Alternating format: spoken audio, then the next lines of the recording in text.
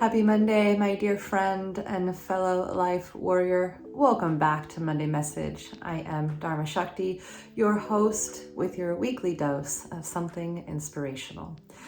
Today, we are going to talk about clarity. I have this wonderful quote here about clarity that I am super excited to share with you. I think that clarity is such an important part of our day-to-day experience. It is so important for our growth and our progress, and it is exceptionally important for us to feel grounded in ourselves, and to feel empowered in ourselves, and to feel like we have the ability to move forward, right? Clarity provides us agency. When we are clear about things, we feel like we can do something because we are at least clear on what's going on. So let me unpack this quote before I start rambling too much on my own here. So this quote is by Steve Maraboli. I hope I'm saying that right. Steve Maraboli. I'm just going to go with that. If it's pronounced differently, please do let me know. This is fantastic. I feel like this quote really it sums up the importance of clarity. So let me again just get into it. He says, it's a lack of clarity that creates chaos and frustration. And those emotions are poison to any living goal. Okay, I'm going to just read it one more time because I want it to really land, and maybe you were writing it down. And if you weren't writing it down, grab a pen and write this one down.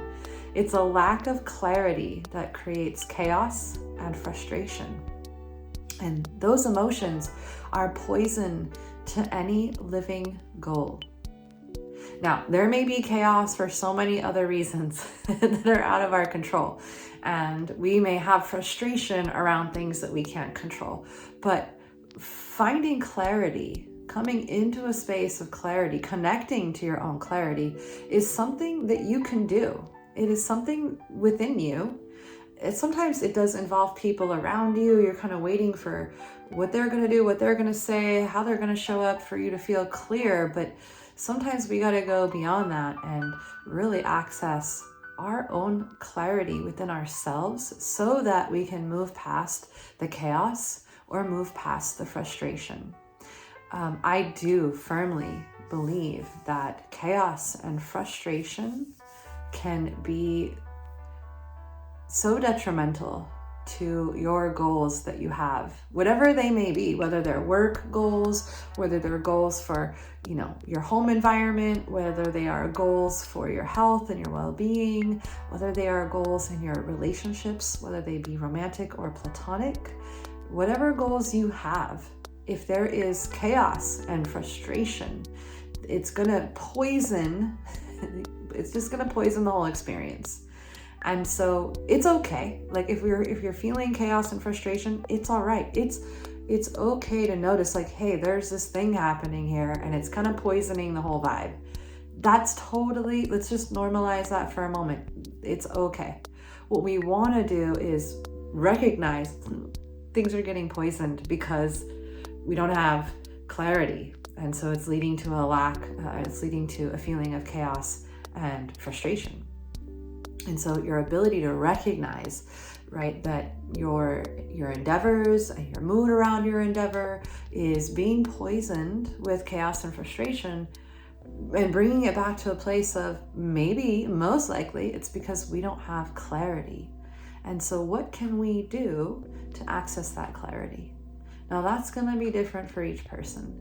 We all have the things that help us clear our mind, but I do know that what is same for all of us is that we have to kind of go past the noise of the mind. We have to go past the analyzing of the mind. We have to go past the whole using our brain to pick apart and, assess and all the thinking that goes on with trying to grasp clarity. Often we don't grasp clarity because we are playing out too many scenarios in our mind, or we're just not playing any scenarios out and we're not thinking about it because it's too uncomfortable to do so. And what we want to do is actually go beyond the thinking mind and go underneath all the surface stuff, right? Go beneath the conditionings. Like my mind, I can tell you right now, is conditioned and wired, is kind of just in my nature, to start to analyze a situation and, like a computer, compute all the 5 bajillion different ways it can turn out. And because there's so many options and so many ways it can go and so many factors that I can't count on, but I can maybe guess or assume based on my experience of patterns, my mind wants to analyze and find the right scenario, but I don't have clarity because there's just too many possible scenarios. And so what I have to do is find a way to kind of expand out of that very sort of like, what's it called? Flashlight. There's an analogy of like our mind kind of gets hyper focused like a flashlight. You turn a flashlight on and it just shows like just that area that the light is shining, but you turn a floodlight on and it lights everything up and you can actually see a whole lot more. And so our analytical mind sometimes is like that flashlight, and it's like in the dark, it's searching like over here and it's searching over there, and we can't really see, right? And so if we turn the floodlight on, we can just kind of see all of it. But really what we want to do is go beyond the floodlight, go beyond the flashlight, and just get behind all of it, get underneath all of the workings of the mind, and just for a moment drop into yourself from a place of as much quietness and as much stillness as you can. And you're gonna have to find the things that allow you to access that space, right? For me, often it's going down to the beach and watching the sunset and just listening to the sound of the waves and the ocean, watching the ripples of the water, and just kind of seeing the vastness of the sky. There's something about that practice that really slows me down and brings me out of my busy mind that wants to like compute a scenario and find answers and fix it. And it allows me to just like take a moment to drop in and go beyond the thoughts and connect to what's underneath that, which often is just like, what do I feel? How do I feel about it? And I don't want to like paint this utopian picture that like I just go and boom, in like 5 minutes I'm there. Sometimes it takes me a couple of days. Sometimes it takes me 30 minutes. Sometimes it takes me going and calming and then coming back and doing other things that slow me down and help me expand out of my busy mind to find that quietness or that stillness that allows for clarity to happen. So what's something that you know that you do that helps you to just like step back and out of your busy thinking mind, or what I like to call the analytical mind, which is always analyzing? What do you do? What do you like to do? Drop it in the comments below. I'd love to hear it. I'm always looking for new ideas. And you know, I'm gonna just read another quote to you. Get a double quote here on this Monday message. This one's by Carl Jung. Your vision will become clear only when you look into your own heart. Who looks outside dreams. Who looks inside awakens. Now, I know that this quote is pretty famous. At least if you're in the inspirational world, personal development world, you have seen this quote, right? Your vision will become clear only when you look into your own heart, which is what I'm talking about. Getting past the busy mind, getting past the analyzing, getting past all the what ifs, and getting past all the whataboutisms, and getting past all of the possible scenarios or scenarios that didn't happen that you hoped had happened, right? All of the sort of what I like to think of my brain sometimes is like a computer that is just computing so much information and spitting out all these possibilities and scenarios, and it's linking patterns, and you know, it's giving me a whole lot of information. But that information, it can be really overwhelming, and it can actually cause so much chaos. And ultimately, when you don't have clarity on something, you start to feel a sense of frustration. And at this point, right, I really encourage you to find some practices, even if it takes you a couple of days, even if it takes you a couple of hours. What is it that allows you to slow down and sort of unplug from that computer that is computing.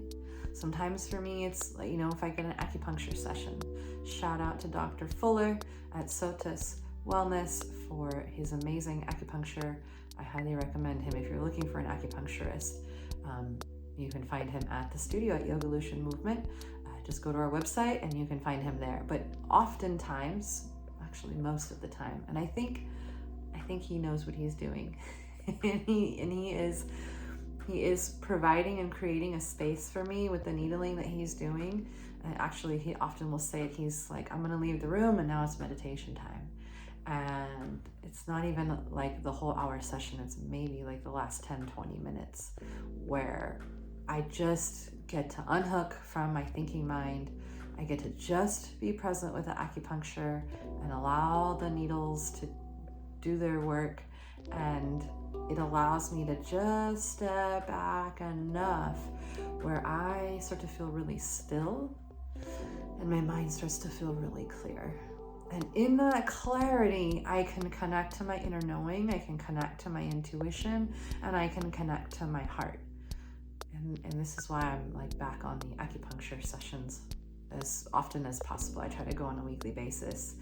I haven't been super great at it the last 6 months, but I am committed to being back on track, because not just for like, the physical relief that the acupuncture gives me, but the mental relief that it gives me, right? So I know there are a few things that I can do. Going out to the beach to watch the sunset. Going for a motorcycle ride also allows me to do that. Getting out and sitting under a tree near a body of water and just kind of watching the water. Taking a bath with some really nice music that doesn't have any words or lyrics or anything like that.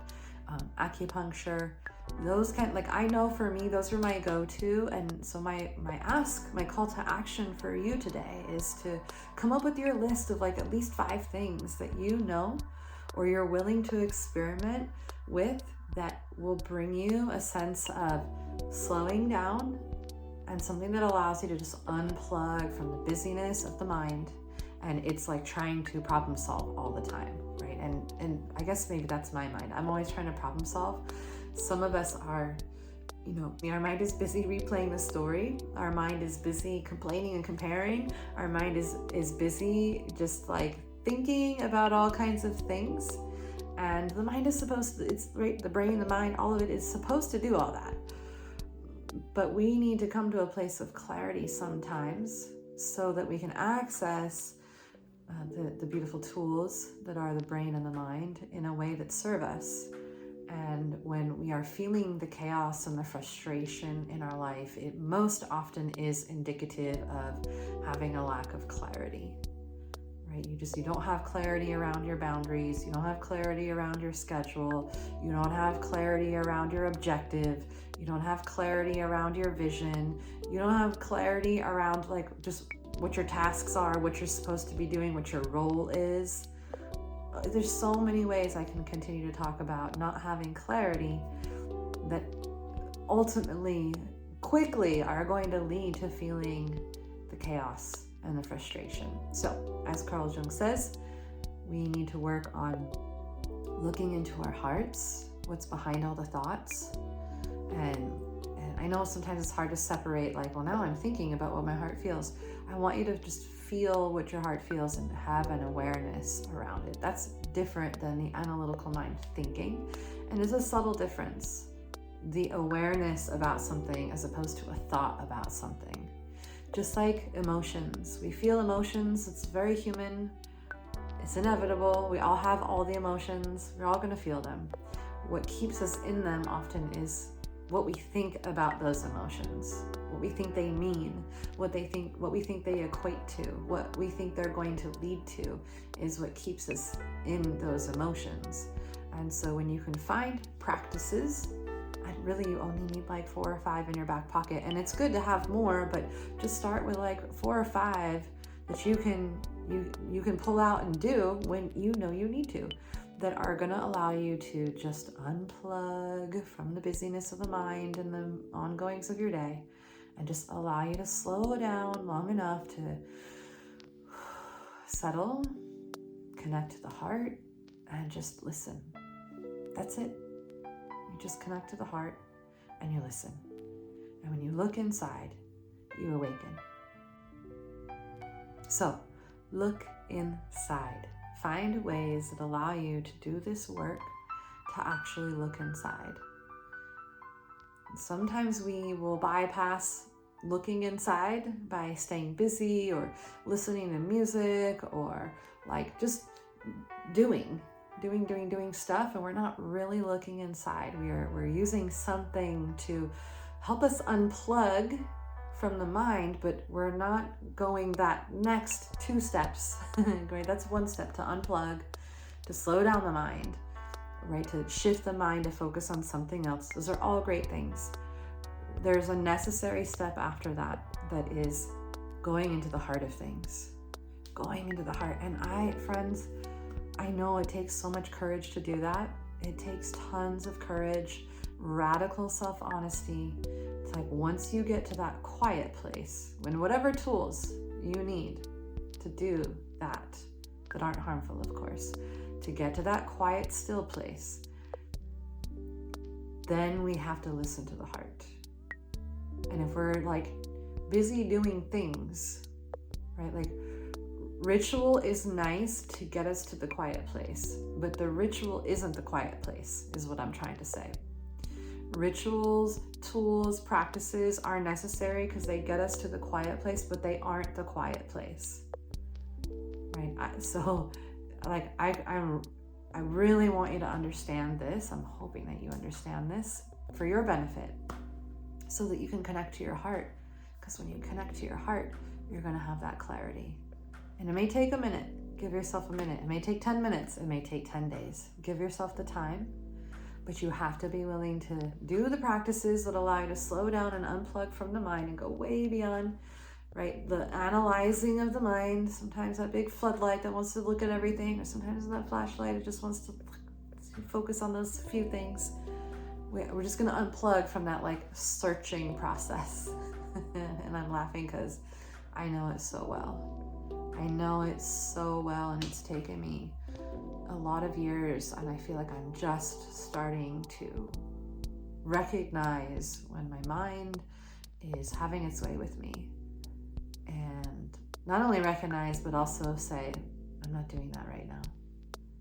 That isn't going to serve me. It's going to do nothing right now other than make me more crazy, make me feel more frustrated, make me feel like my life is more chaotic, and I just need to do something that's going to quiet me down mentally, physically, energetically, which again, sometimes can take a while. So have your process, whatever it is, but you need to know at least 5 things, because some days it takes me doing all 5 of those things to arrive to that place. It isn't just one tool that will get me there. Sometimes there's multiple tools that I have to do to get to that quiet place where I can get past all the noise.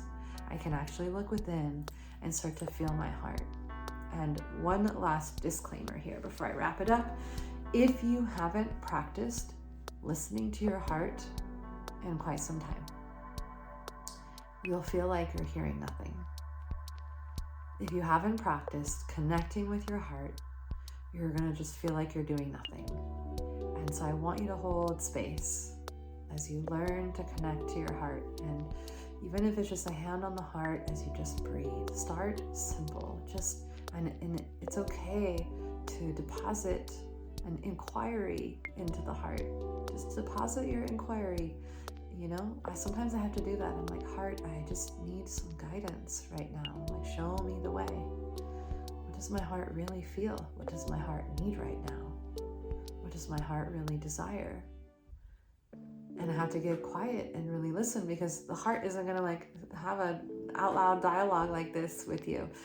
You have to really listen, and often the answers are beyond intellectualizing. It's just kind of a feeling and a knowing. And if you haven't done that in a while, it may sound like radio silence. And so give yourself some time as you learn to like really tune in so that you can hear. It may take you some time. I'm realizing it's like Abraham Hicks says, sometimes we're just dialed into the wrong radio station. And a lot of us are dialed into like this radio station up here. And it's almost like it's you know, when you get a car and then the radio stations are just on a default setting, you know, your default setting is listening to this noise up here. And so we have to put a new setting in there and then select that setting. That's like Heart 101. That's the setting I want. Okay, let me hit that button and have a good listen. Let me have a good listen. So I want you to just check in so that you can give yourself the clarity that you deserve, right? Check in. Are you feeling frustrated in any area of your life? Do you feel like there's chaos, or you feel like there's chaos inside of you because there's so much going on in there, right? Then I want you to really take a moment and remind yourself that these things are poison to any goal that I have. And that goal is important to me. So I'm going to do what needs to be done to clean that poison out. And all that requires is you slowing down, connecting to your heart, and accessing that wisdom within you so that you can have some clarity. Now, I know sometimes that's really hard to do on our own. And sometimes it's helpful to have support and to have help, to have friends, to have mentors, to have communities that can give us some clarity. If you're feeling a lot of despair, then this may be a good time to lean into some help and some support in helping you connect to your heart, not to give you the answers, but support that helps you connect to the heart, support that helps you find practices that allow you to do that, whether that's in a yoga class, whether that's in a meditation class, whether that's, listening to some, beautiful music, just going to a sound bath, right? Find a community and connection to support you in accessing those practices that help you come into stillness, right? So if you need support, definitely, you don't have to do this alone, but ultimately, only you can find that clarity for yourself. Okay, so happy Monday. I hope that this was insightful for you. And if you are looking for a community to connect with that helps you find these tools, don't forget, head on over to Yogalution Movement and join us for some yoga. We have amazing instructors over there. And come in and take some yoga. We have some meditation classes. We have some wellness practitioners. Just head to our website, check it out. I'll put the link down in the description below. Also, if you'd like some clarity, some more clarity in your life, or just a group that is supportive and holds you accountable and helps you come up with more ideas, join me for the Empowered Way. We are officially starting tomorrow, but you can sign up anytime. This is a monthly membership program called the Empowered Way, and it is designed to help you live an empowered life. And it just so happens that tomorrow we're going to be talking about clarity. So sign up if you'd like, and I will see you there. I'll drop a link also down below in the description box here for you to access the website and the page for it. And you can just read about it and see what it's all about and sign up if you'd like. All right, my friends, happy Monday. I will see you next week in your inbox on this YouTube page, or maybe in a yoga class. All right, peace and blessings. So much love from my heart to yours. Wishing you all the best.